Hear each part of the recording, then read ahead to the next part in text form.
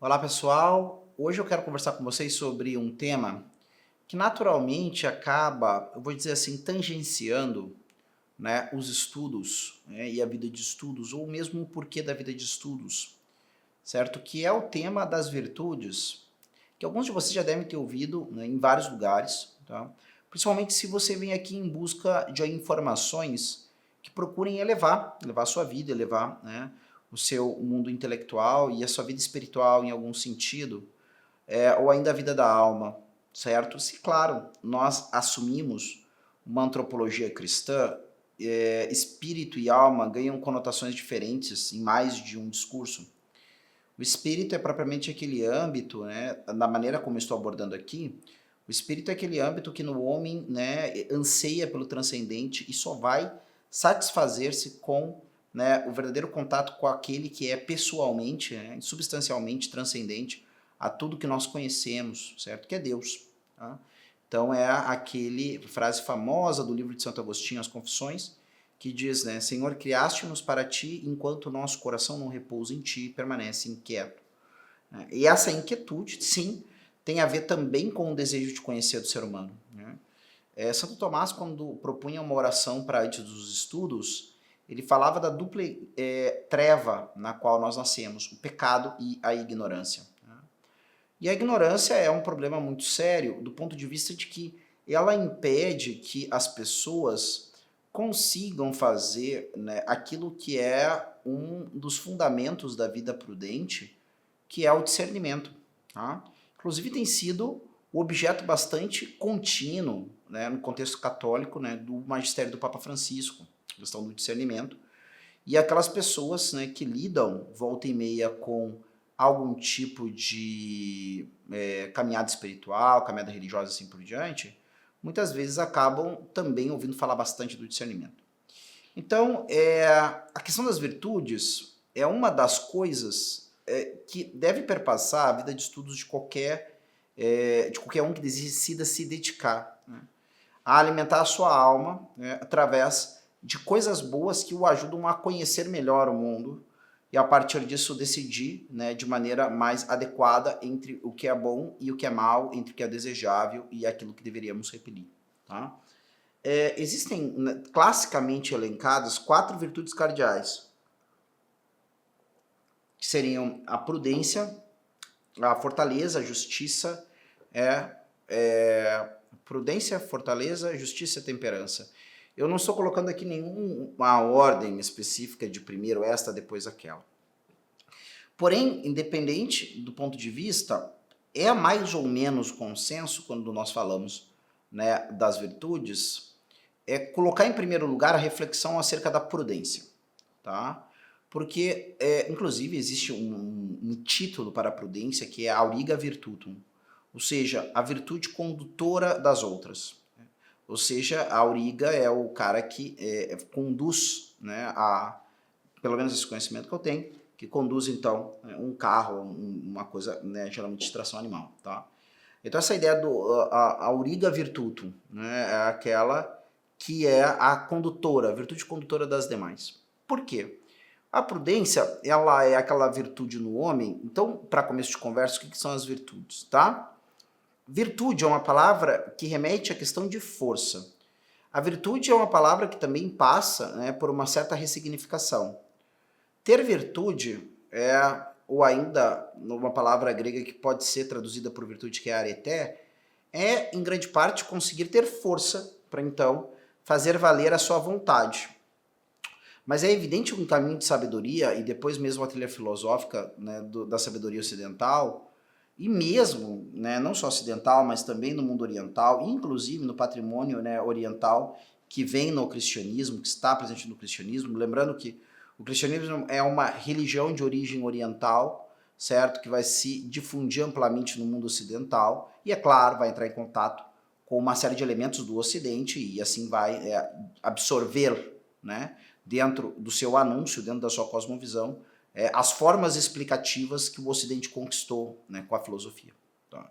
Então, dentro desse contexto, né, de cristianismo e assim por diante, e em outros contextos também, se percebe que simplesmente ter força para fazer valer a sua vontade não é um caminho certeiro para a felicidade. Muitas pessoas querem coisas que são más e às vezes têm força para realizar essas coisas, né? Ou seja, porque conseguem impor aos demais, tá, aquilo que elas desejam, certo?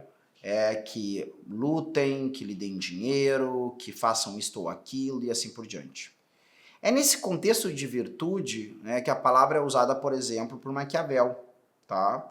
Falando do político que consegue fazer valer a sua vontade, se não por amor, pelo medo, né? Se não pela anuência das pessoas, então pela obrigação, conquistada, se necessário, até mesmo de forma cruel.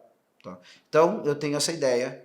Só que, quando nós falamos de virtude, nós estamos falando propriamente daquela parte da reflexão, por exemplo, em Aristóteles, que é a ética, que nós também podemos chamar de moral, ainda que as pessoas geralmente fazem associação entre moral relacionada a um determinado tipo de conhecimento ou de ciência do agir humano e a ética a um outro âmbito. Tá? Eu não vou entrar no mérito da diferença das duas aí, como palavras são uma sinônimo da outra, uma em grego, outra em latim, certo? E aqui não vale a pena se estender nesse tipo de coisa. Mas pensando que a gente está num tratado onde o filósofo pensa as questões do agir humano em vista da sua felicidade, em vista da realização do ser, em vista de se tornar aquilo, né, que nós deveríamos ser, né, a ideia do spoldaios, a ideia do homem maduro e assim por diante, tá? As virtudes, o principal cara que o homem virtuoso está querendo educar e por isso muitas vezes também combater, não é qualquer outra pessoa ou comunidade ou sociedade ou instituição. É ele mesmo. Então essa primeira coisa que eu quero colocar diante de você é utilizando também aquele adágio que está no oráculo de Delfos e que vai despertar tantas reflexões em Sócrates como relatado por Platão, né? Ou seja, conhece-te a ti mesmo, certo? Por que isso? Justamente não conhecer-te a si mesmo faz o homem, mesmo que dominando toda uma multidão, ser escravo de coisas que ele não está consciente que estão dominando ele, que são as paixões, tá? Então, dentro dessa ideia de virtudes, eu não quero opor, mas eu quero colocar, né, diante também dentro da nossa conversa, a questão das paixões humanas. E começa a ser chamado de virtude gradualmente aquelas coisas que no homem são hábitos que lhe dão força para realizarem essa plenitude do ser ou plenitude da sua personalidade. Aí, é claro, nós já estamos pensando no ser humano como pessoa. Isso é um conceito, né, que vai para além, né, da mera admissão da existência do ser humano como animal, como outras coisas, certo? Então, nós temos ali essa individuação racional, tá? Que é a pessoa, e no caso a pessoa humana. Essa expressão pessoa humana parece redundante, tá? Mas é porque dentro de uma visão, de uma cosmovisão, sobretudo cristã, existem as pessoas divinas, existem as pessoas puramente espirituais, anjos e demônios, e existe a pessoa humana, que é, sim, uma alma informando um corpo, uma unidade de corpo e alma, certo? E essa alma com aquilo que alguns vão chamar espírito, certo? Ou seja, com um elemento capaz de vontade, que tem vontade e intelecto, então é capaz de amar, né? É capaz de decidir, é capaz de escolher, assim por diante, tá? Então é isso. Se eu tenho diante de mim substância individual de natureza racional, tá? Eu tenho uma pessoa, certo? Essa definição de Boécio, famosa, clássica já, tá?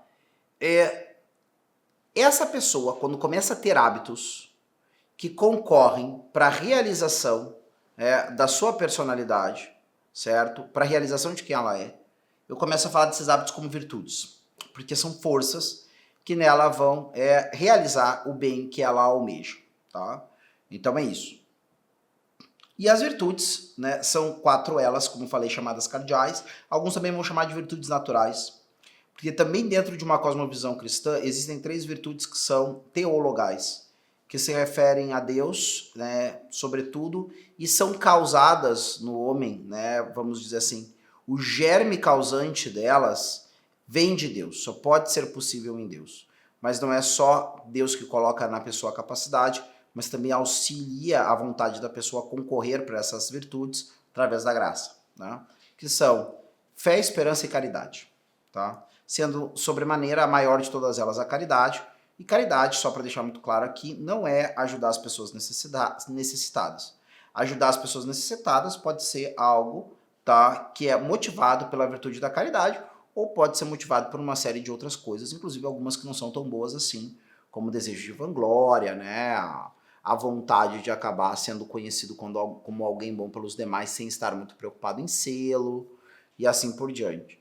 É o que algumas pessoas vão condenar em algumas pessoas que têm muito dinheiro, que é a coisa de fazer o bem para aparecer, né, como alguns diriam, tá? A caridade, na verdade, é a opção pelo bem, tá? Que se manifesta numa decisão que acaba se tornando vida da pessoa, tá?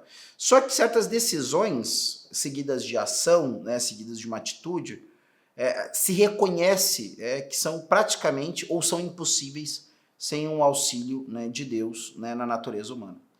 Mas dessas coisas nós não vamos falar hoje. Vamos falar dessas virtudes consideradas naturais, certo? Ou mesmo, né, virtudes cardeais, tá? A palavra latim cardo significa, na verdade, dobradiça ou eixo, tá? Então, são virtudes eixo, certo? Estão ali, a natureza, elas se articulam em torno da natureza humana favorecendo. O que acontece é que essas virtudes, vamos dar uma pequena definição, as virtudes são, né, na prudência, a distinção entre o bem e o mal, seguindo-se, né, da ação baseada nisso. Tá? A coroação da prudência, ela está na ação, isso é importante. Então não é prudente o homem que consegue discernir razoavelmente o bem do mal, mas na hora de viver coerentemente com esse discernimento, ele não vai, né, então, conseguir ter sucesso em fazer aquilo que ele discerniu como sendo a atitude prudente. Ou por medo, ou por imperícia, ou porque não consegue, né, passar, né, por algum obstáculo. Isso vai ser culpável quando esse obstáculo se interpõe a ele por culpa própria, assim por diante, tá? Depois eu tenho a fortaleza. A fortaleza é essa disposição habitual de, diante do bem árduo, ou seja, daquilo que é difícil, daquilo que, né, te convida o tempo todo a desistir, você consegue seguir avante, mesmo diante da oposição, mesmo muitas vezes não contando com mais ajuda do que a sua própria ajuda e da graça de Deus, e assim por diante, o sujeito vai. Se tornou habitual nele. Olha, a vida é difícil mesmo, certo? O meu dia mais tranquilo, e ele descreve que é o dia mais tranquilo dele, é o pior dia da vida de muita gente, né? Então, esse cara é um cara que segue em frente, custe o que custar, whatever the cost, until the very end, até o final derradeiro e tudo mais. Esse é o nosso homem de fortaleza. Enquanto mais ele for assim, mais virtude da fortaleza ele tem nele, né? Depois disso entra a questão da temperança. A temperança é a moderação naqueles bens chamados também concupiscíveis ou aprazíveis. É uma coisa prazerosa e eu sempre me mantenho dentro do limite adequado. Isso tem a ver exatamente, e é muito interessante como se articula, e as virtudes depois têm uma certa articulação entre elas, evidentemente, certo? Uma certa ou uma grande articulação. Como, por exemplo, as pessoas não associam muito isso, tá? Mas a virtude, por exemplo, da temperança está muito ligada à virtude da humildade. Porque quando o sujeito é temperante, ele diz assim, existe uma racionalidade, né, nesse agir, nesse fruir o prazer. E se eu não souber respeitar a minha natureza, se eu não souber reconhecer quem eu sou, a verdade sobre mim, e a humildade se trata disso, tá, eu vou, né, sofrer as consequências. Por isso eu não vivo como um homem sem limites, como um homem que tivesse uma natureza ilimitada ou que pudesse fazer o que quisesse. Não, eu sei que eu tenho um limite. Meu corpo tem um limite para sono, um limite para nutrição, um limite para a fruição do prazer venéreo. Isso tudo tem um limite. E essas coisas foram colocadas em mim não para que eu fique simplesmente lá aproveitando prazeres. A nutrição, a alimentação existe para que eu esteja funcional, esteja bem, para, sobretudo, buscar, né, conhecer as coisas elevadas e agir de maneira coerente com elas. Se eu sou fraco, se eu estou fraco, se eu estou mal alimentado, eu não vou conseguir, não vou ter cabeça para refletir as coisas, posso ser, né,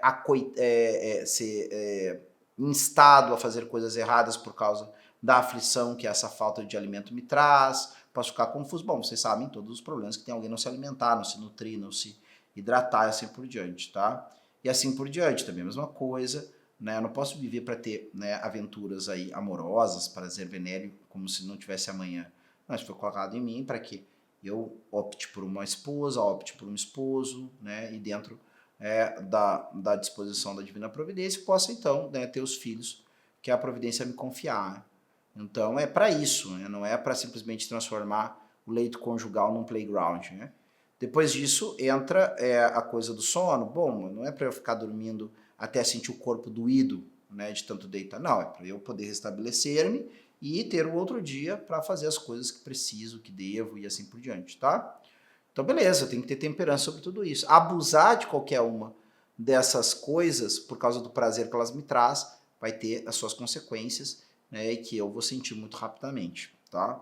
E por fim entra aí a justiça, que de maneira muito curta e grossa é dar a cada um aquilo que lhe é devido, tá? E isso pode parecer muito simples, mas as complicações começam porque as circunstâncias são diversas. Um exemplo simples: toda a discussão que existe hoje em dia acerca da propriedade intelectual, direitos autorais, por exemplo.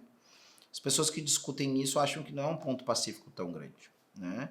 Então, assim, e outras dizem, não, é justo, essas pessoas trabalharam, produziram, você não estaria lendo agora esse livro aí, né, se não tivesse alguém que, pô, se dedicou lá para escrevê-lo, e depois, pô, a editora foi lá, colocou ela num formato lá de livro, que facilita a sua vida, que inclusive muitas vezes é bonito, você gosta de ter um livro bonito à mão, isso não foi feito de graça, então essas coisas assim, né, aí vai dessa forma. Aí alguns vão querer discutir também, não, mas livro tudo bem, eu estou pagando pela base, mas aquilo que me vem através de um meio digital. Aí vai longe, essas discussões todas. Para muitos é ponto pacífico, sim, tem um direito sim de propriedade, sobre propriedade intelectual, tem que sim pagar por esses recursos digitais e acabou, entendeu? Então tem, essas questões permeiam, né, também o mundo das virtudes, né? Como é que eu ajo, como é eu agir virtuoso, tá? E aí aqui, para começar a falar de uma delas propriamente, que é a prudência, nós estamos diante do dilema do ser humano que precisa conhecer, né, o que é o verdadeiro bem e o que é o mal, tá? Isso é uma coisa fundamental, por quê? Porque um erro em relação a isso pode me colocar em sérios apuros. É como você conhecer alguma coisa como benéfica sendo maléfica. Olha, isso aqui é um negócio que quanto mais você tomar, melhor você vai ficar. De onde você está, um copo de veneno. Ah, não, isso aqui faz muito mal, nunca tome. Um super elixir ali, feita com, sei lá, com coisas bacanas que fazem muito bem para a saúde e que ajudar você a ficar muito bem, você nunca vai tomar aquilo ali e não vai ter esse benefício. Então, é meio óbvio, né, a questão, né, da prudência, certo? Mas, esse que é o grande ponto. Nós percebemos, né, já nesse primeiro momento, o quanto as coisas dependem-se entre si, tá? Uma das coisas que vocês vão perceber já de arrancada com relação à prudência é que a prudência requer do sujeito, né, algum nível, né, de percepção da realidade, tá? E aqui entra também uma coisa que está muito articulada com os estudos das artes liberais, como acontece no Instituto de São Vito, e em outros lugares que também procuram conservar, né, os estudos das artes liberais. Por quê? Porque em grande parte essas disciplinas, né, ou ainda o espírito daqueles que organizaram essas disciplinas das artes liberais, está relacionado a organizar de maneira integral os principais conhecimentos que possibilitam à inteligência humana conhecer o mundo, né, como ele é verdadeiramente, tá? Primeiramente, conseguindo organizar isso através de um pensamento reto, expressando isso e registrando isso através de uma arte gramática que permite ao sujeito não só compreender os símbolos, os sinais gráficos, as palavras, mas também entender quando, dentro de um contexto, de um texto ou de um discurso, quais palavras têm o melhor efeito para conseguir comunicar ou então gerar, né, aquela impressão ou comoção que eu desejo em quem é o meu ouvinte. Então, primeiro eu aprendo a expressar-me, né, aprendo a ter contato, né, com o mundo da palavra, com o mundo da escrita e assim por diante. Onde está a maioria dos registros daqueles que refletiram sobre a realidade? Aprendo a pensar, né, logicamente, tentando perceber quais são as regras em relação às verdades, né, percebidas, qual a hierarquia dessas verdades, qual a relação entre elas, certo? Quando um postulado, uma assertiva, uma afirmação, né, pode ser examinada, como uma afirmação pode ser examinada e verificada como falsa ou verdadeira. E depois disso eu parto então para o conhecimento, né, daquelas coisas que estão externas ao mundo, né, da letra da palavra e assim por diante.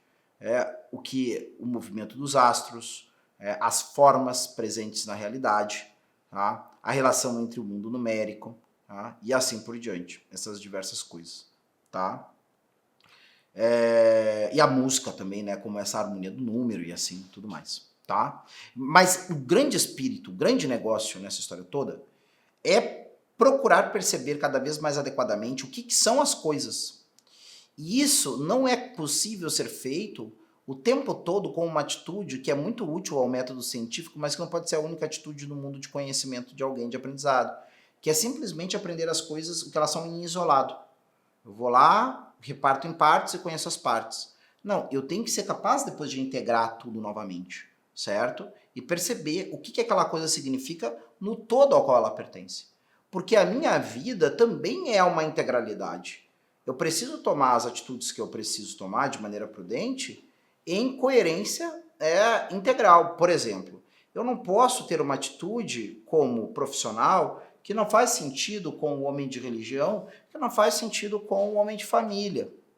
Ou seja, o homem que eu sou na minha família, o homem que eu sou em relação à minha fé, o homem que eu sou em relação a tudo isso, né, no mundo dos negócios, essas atitudes têm que estar lastreadas por alguma coisa que as conecte, certo? E essa conexão vai levar para o bem tudo aquilo que tem a ver comigo. Ou seja, e um âmbito da minha vida que eu conduza mal vai acabar impactando todos os outros. Porque não existe isso, não tem 3 Rodrigos, por exemplo, andando pelo mundo. Não tem um Rodrigo que está lá em isolado trabalhando com a coisa dos negócios, não tem um Rodrigo que está lá, né, trabalhando com as coisas da família, não tem um Rodrigo que está lá operando as coisas da fé ou da religião. O Rodrigo que reza é o mesmo Rodrigo que comercia, que é o mesmo Rodrigo, né, que tem a sua família. Então, ou seja, não tem como me separar, né, nessas coisas todas.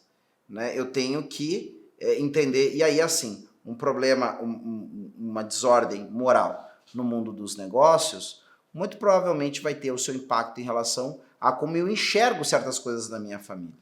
É difícil, por mais que alguém tenha esse ideal, que a desonestidade que ele tem num âmbito não vai acabar refletindo no discernimento que ele tem no outro âmbito, certo?